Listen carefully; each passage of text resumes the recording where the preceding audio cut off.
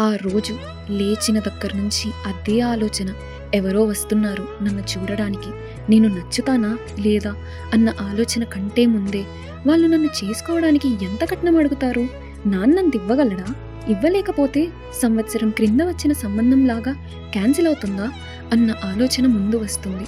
ఎక్కడ వద్దంటారా అన్న ఆలోచన బాగా వేధిస్తున్నా మనకి ఏం తక్కువ, వీడు కాకపోతే ఇంకొకడు, నా కోసం కూడా దేవుడు ఎవరో ఒకరిని రాసిపెట్టి ఉంటాడు కదా అన్న ఆలోచన ధైర్యం చేకూరుస్తుంది. వాళ్ళు మా ఇంటికి దగ్గరలోనే ఉన్న పెద్ద అత్తమ్మ వాళ్ళ ఇంట్లో విడిదికి వచ్చారు. అక్కడి నుంచి వస్తున్నామని కబురు పంపి మా ఇంటికి వచ్చారు. నన్ను రెడీ చేసి రూమ్లో కూర్చోబెట్టి అందరూ బయటికి వచ్చారు. వచ్చిన ఆ పెళ్లి కొడుకు కుటుంబంని రిసీవ్ చేసుకొని పలకరించి ఇంట్లోకి తీసుకొచ్చారు. అందరూ హాల్లో కూర్చొని కుశల వ్యవహారాలు మాట్లాడుకుంటున్నారు. రూమ్లో నేనొక్కదాన్నే ఉండడం వల్ల నాకు వాళ్ళ మాటలు అన్నీ వినిపిస్తున్నాయి. అందరూ గట్టిగా మాట్లాడుకుంటూ నవ్వుకుంటున్నారు. ఇంకా నా సమయం వచ్చింది.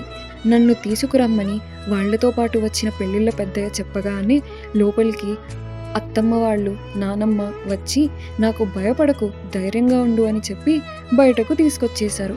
నేను ఊహించిన విధంగానే నా కోసం కుర్చీ అందరి మధ్యలో రెడీగా ఉంది. అందరి మధ్యలో కూర్చున్న స్వేచ్ఛ ఎంత భయపడుతూ ఉందో. అసలు తర్వాత ఏం జరిగిందో చూద్దాం.